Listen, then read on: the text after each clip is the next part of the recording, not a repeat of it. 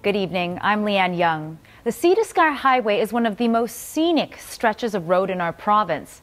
But for drivers winding their way up from West Vancouver all the way up past Whistler, it can also be one of the most dangerous.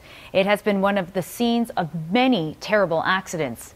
And as Tina Lovegreen reports, after years of pressure from one community, the province is finally taking a step towards making it safer.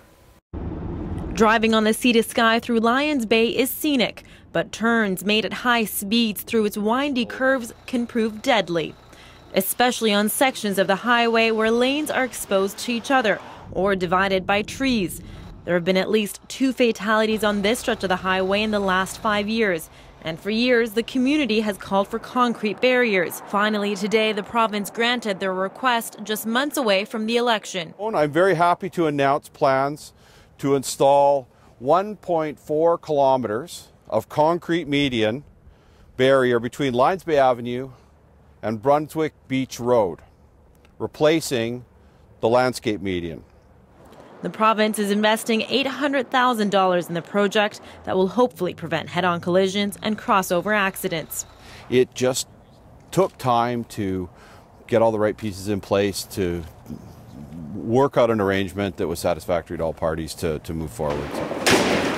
The news couldn't come sooner. For years, paramedic Tyson Lehman has been advocating for the concrete barriers after attending to accidents on that stretch of the highway, including fatalities. It's great to see it come full circle.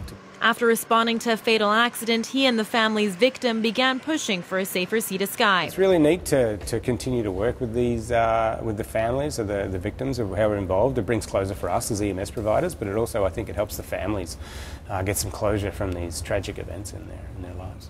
Despite the announcement today, the mayor of Lions Bay is cautioning drivers on that stretch of the road. And they need to be mindful of speed limits in these areas. The speed limits are real ones, especially through here where it's particularly tricky.